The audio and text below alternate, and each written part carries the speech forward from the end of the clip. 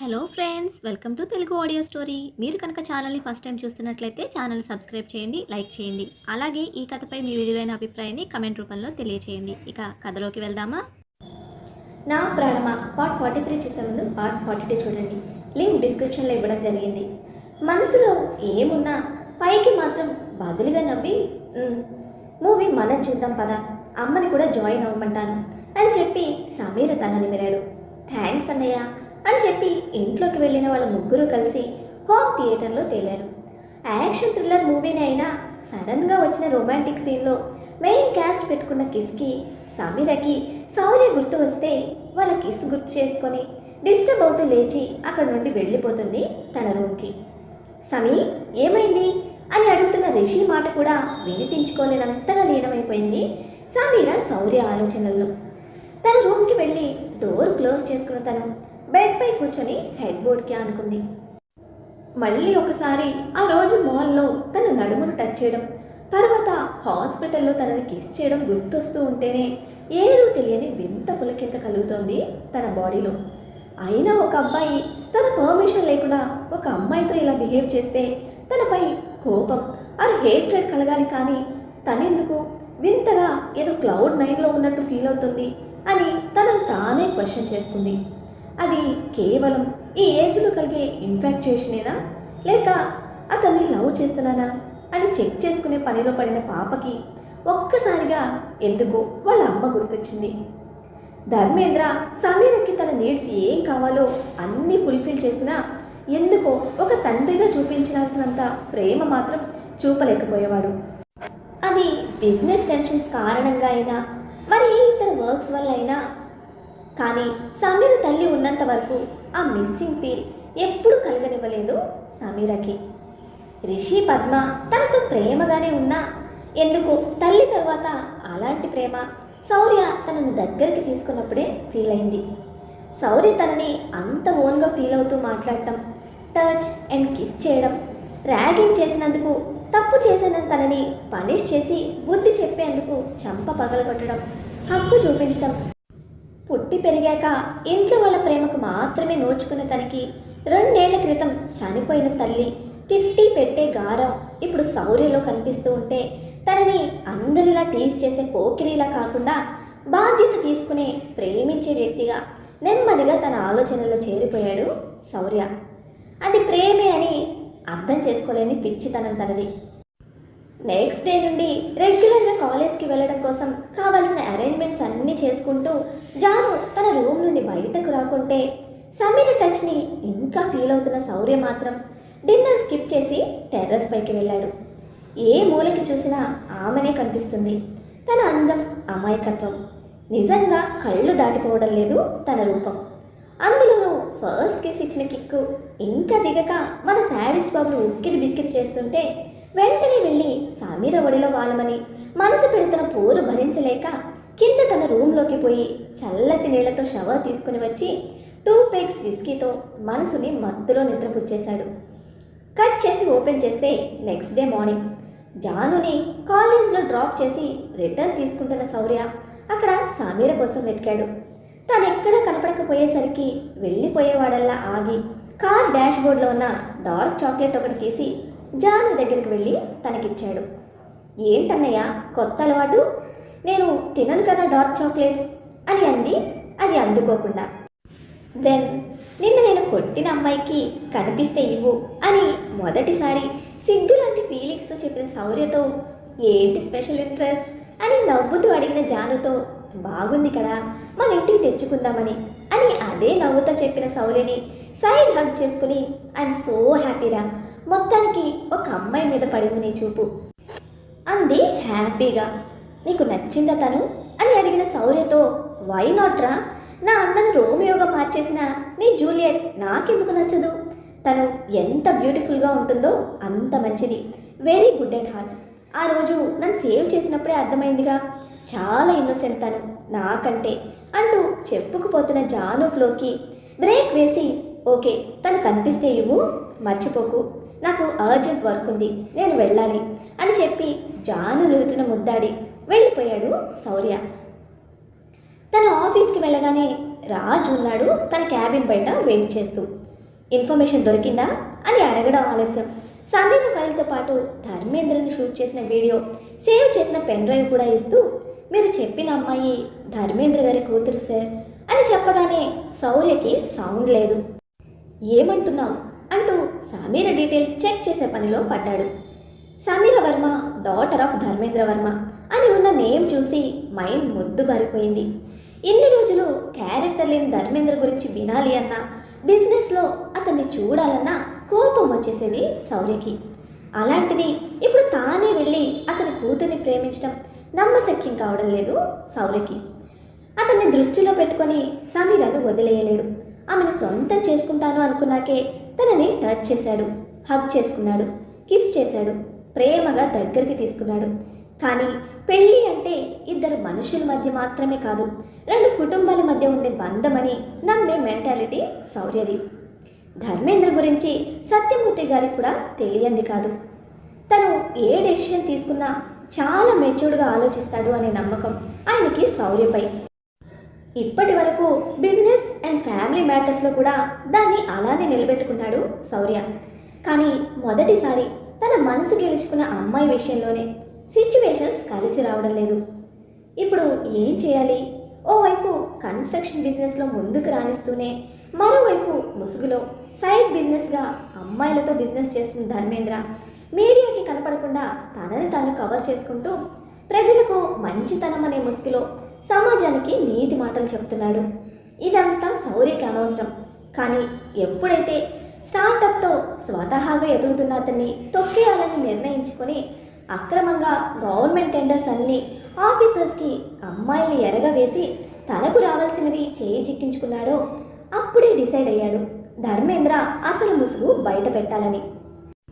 కానీ ఇప్పుడు శౌర్య ప్రేమిస్తున్న అమ్మాయి సమీర ధర్మేంద్ర కూతురు అని తెలిసాక ఆలోచనల్లో పడ్డాడు ఎలాంటి నిర్ణయం తీసుకోవాలి అని. ఈవినింగ్ వరకు ఎప్పుడు కనపడిన సమీర ఈవినింగ్ ఇంటికి వెళ్తూ కనిపిస్తూ ఉంటే జాను తను వెనక వెళ్తూ డ్రైవర్తో వెయిట్ చేయమని చెప్పి సమీర వైపు వెళ్ళింది. సమీర స్కూటీ తీస్తూ ఉంటే ఆపి హాయ్ అంది. జానుని చూసి పలకరింపుగా నవ్వి శౌర్య కోసం చూస్తున్న తన చూపుల అన్వేషణ అర్థం చేసుకుని అన్నయ్య రాలేదు అంది నవ్వుతూ. ఆ మాటకి ఫేస్ ఆక్వర్డ్గా పెట్టుకొని అది మీ అన్నయ్య కోసం కాదు, ఇంటికి ఎలా వెళ్తావు అని చూస్తున్నా అంటూ ఏదో అప్పటికప్పుడు కవర్ చేసింది. కానీ ఆ శాడీస్ చెల్లికి అదేం ఫరక్ పడదు. చిన్నగా నవ్వుతూ అన్నయ్య నీకు ఇది ఇవ్వమన్నాడు అంటూ చాక్లెట్ తీసి సమీర చేతిలో పెట్టి తను ఏం మాట్లాడిందో వినకుండా వెనక్కి తిరిగి వెళ్ళిపోయింది జాను. వెళ్తున్న జానుని చేతిలో ఉన్న చాక్లెట్ని మార్చి మార్చి చూస్తున్న సమీర మొహంలో చిన్న స్మైల్తో పాటు తన గుండె గంతులేస్తూ ఉండగానే మరో చేతిలో ఉన్న ఫోన్ రింగ్ అయితే తేరుకొని ఆన్సర్ చేసి హా వస్తున్నా అన్నయ్య అని చెప్పి ఫాస్ట్గా ఇంటికి వెళ్ళింది. Days are passing. జాను కాలేజ్కి అలవాటు పడింది. మన శౌర్యబాబు అయితే డీప్గా డిసప్పాయింట్ అయ్యాడు సమీర విషయంలో. తను ధర్మేంద్ర కూతురు కాబట్టి ఇంక తనని డిస్టర్బ్ చేయకూడదు అనే అనుకున్నాడు. కానీ అప్పటికే సమీర పాప డిస్టర్బ్ అవడం జరిగిందిగా. ఇంకా మన సమీ పాప ఊరుకుంటుందా మన శాడిస్ట్ బాబు మనసును టార్చర్ చేయకుండా?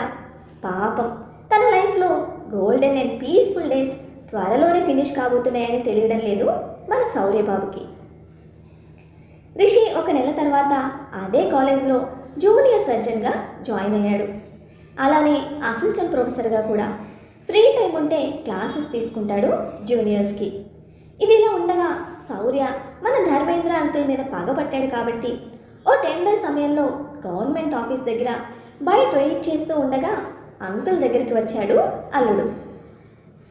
శౌర్యని అక్కడ చూసి ముఖం తిప్పుకున్న ధర్మేంద్రకి అతని డార్క్ రూమ్ రొమాన్స్ వీడియో కళ్ళ ముందు పెట్టి చూసావుగా, ముఖం మాత్రమే కాదు బాడీ కూడా పక్కకు తిప్పి ఇక్కడ నుండి దుబ్బే అని అన్నాడో లేదో శౌర్య కాలర్ పట్టుకొని రే నిన్ను ఎంత ధైర్యం ఉంటే నా పర్సనల్ లైఫ్లోకి ఇన్వాల్వ్ అవుతావు, ఈరోజు చంపేస్తా నిన్ను అంటూ బీపీ ఎక్కువై అరుస్తున్నా అతని ఆవేశం అందరికీ క్రూయల్గా అనిపిస్తే శౌర్య మాత్రం ఏం తెలియని ఇన్నోసెంట్ ఫేస్తో అయ్యో అంకుల్ ఇది గవర్నమెంట్ ఆఫీస్, ఇక్కడ ఇంత అసభ్యంగా ప్రవర్తించడం మంచిది కాదు అంటూ తిరిగి పెద్ద ఆయనకే హితబోధ చేసి అందరూ మెచ్చుకునే స్థాయికైతే వెళ్ళాడు. కానీ ధర్మేంద్ర దృష్టిలో హీనానికి జారిపోయాడు అతను. ధర్మేంద్ర అసిస్టెంట్ శౌర్య నుండి అతను విడిపించి, అందరూ మనల్ని చూస్తున్నారు సార్, ఆ అబ్బాయి గురించి వదిలేయండి, ముందు టెండర్ కోసం చూడండి అనగానే కూల్ అయ్యాడు. కానీ భయంగానే ఉంది, శౌర్య చేస్తున్న పని వల్ల టెండర్ అతనికి కాకుండా పోతుంది అని. అతని భయానికి తగ్గట్టే ఆ టెండర్ శౌర్యకి వస్తే ఆవేశంతో రగిలిపోయిన ధర్మేంద్ర, నీ అంతు చూస్తా అన్నట్టు అక్కడ నుండి వెళ్తూ ఉంటే ఆపి, నువ్వు నన్ను కెలికావు కాబట్టే నీ లైఫ్లోకి ఎంటర్ అవ్వాల్సి వచ్చింది. సంవత్సరం పాటు నా టాలెంట్ని తొక్కేసి బిజినెస్లో ఎదుగుదల లేకుండా చేసిన నిన్ను ఊరికే వదులుతాను అనుకోకు. సమాజానికి చెప్పేవి నీతి కబుర్లు, చేసేవన్నీ వెదవ పనులు. నాకు తెలియదనుకుంటున్నావా? అమ్మాయిలతో నువ్వు చేసే సైడ్ బిజినెస్, ఈ ఒక్క వీడియో చాలు నీ పిల్లలు నేను అసహ్యించుకోవడానికి.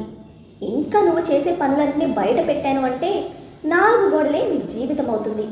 ఇప్పటి నుండైనా బుద్ధిగా ఉండు, లేదంటే అసలు నేనేంటో చూపిస్తాను, అప్పుడు నీకు చేతనైంది చేసుకో అని చెప్పి ధర్మేంద్ర కంటే ముందే వెళ్ళిపోయాడు శౌర్య.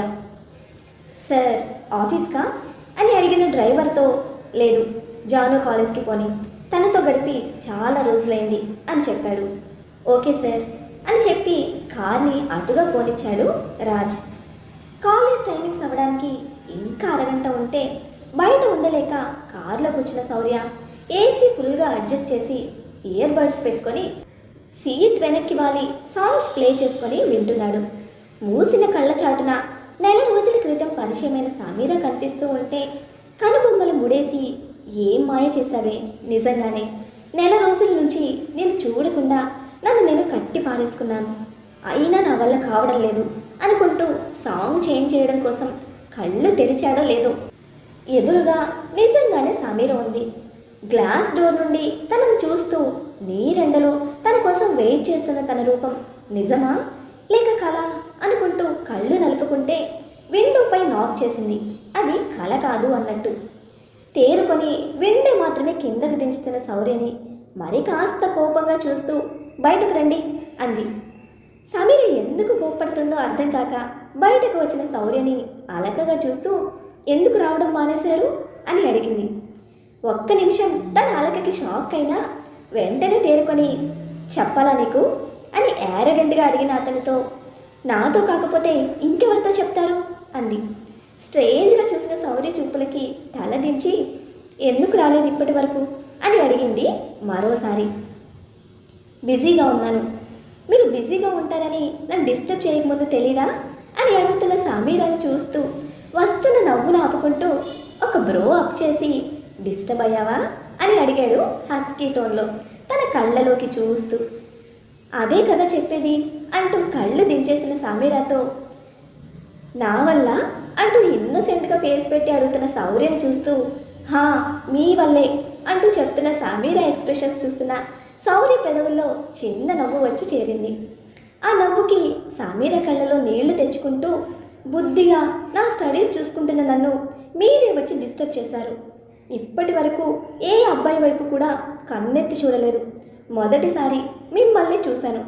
మీరే నన్ను ముట్టుకున్నారు, ఓన్గా ఫీల్ అవుతూ మాట్లాడారు, హక్కు చూపించారు, హగ్ చేసుకున్నారు, కిస్ చేశారు, ఫ్యామిలీ డీటెయిల్స్ అడిగి సంబంధం మాట్లాడతాను అన్నారు.